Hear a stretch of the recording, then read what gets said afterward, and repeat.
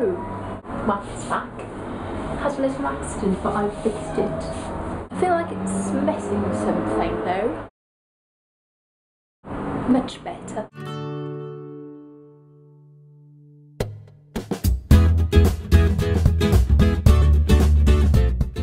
So, education. In Salvador, the school year starts in January, unless you go to like an international school, in which case you would start whenever the rest of the world starts, which is September or July, maybe.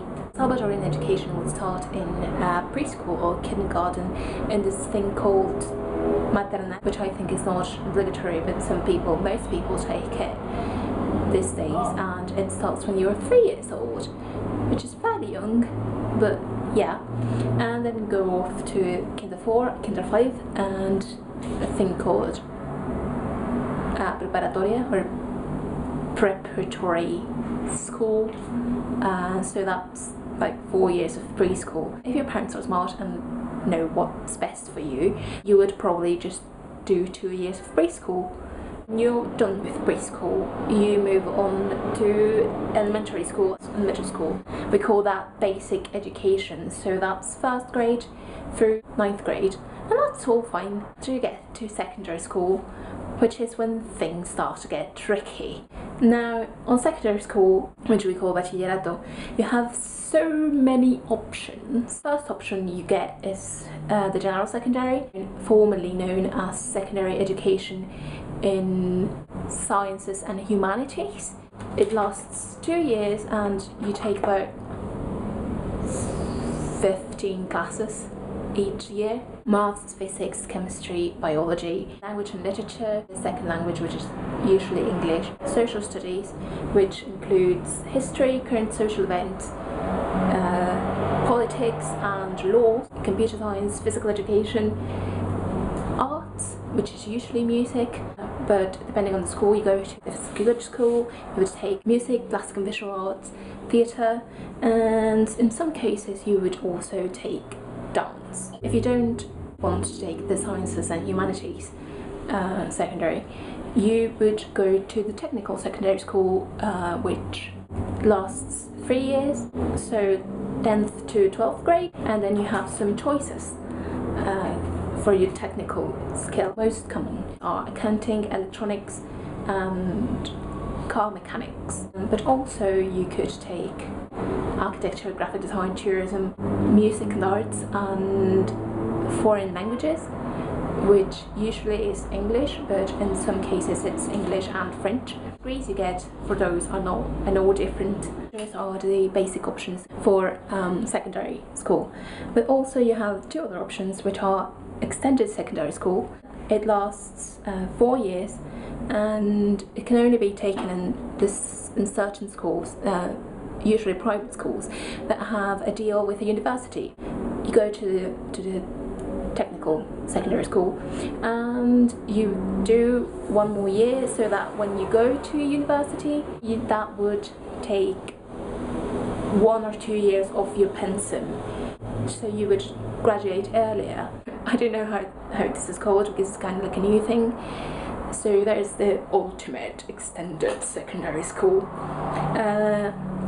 which lasts, I think, 5 or 6 years, and when you graduate you get your technical secondary school degree, you get a technical school degree, and then you get like 2 years off of your BA pensum. When you're in 11th grade, you have to take this thing called BAS, which is the equivalent to the SATs and the ACTs, and that helps you get into university. You don't pass secondary school if you don't pass that exam. In some universities they ask you to take the PEE, which is an international university acceptance test or something. Then you move on to university, which is also very complicated. You have about 3 or 4 kinds of degrees you can get. You can get a technical degree, which takes 2.5 years to get, and then you could get a profesorado or teaching degree, which takes 3 or 3.5 years to get, and it's for you to become a teacher. Then you have what we call licenciaturas, or maybe you call them BAs or BScs. It takes you 5 years to get through, plus a year of thesis, so that's 6 years, or you could get about 4 months or so of a thing called graduation seminar. Whether you do a thesis or you do a graduation seminar depends on the university you go to or your grades. So you do a thesis if you're like barely passing. You do a seminar if your final grade, or what we call CUM, which is como lo unidades valorativas, set of apprised units is better than 7, but less than 8. So you're not graduating with honours. You do a graduation seminar if your set of apprised units is better than 8, 8.5 or 9 in some cases, in some universities,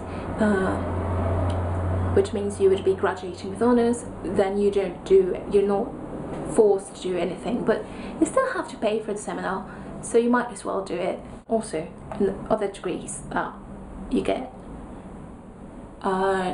doctorado or doctorate, but not as in PhD, but as a physician. It takes 8 years of university, plus the grad work, and 2 years of specialising, be it in cardiology or pediatrics or something. So that's about 11, maybe 12 years in total.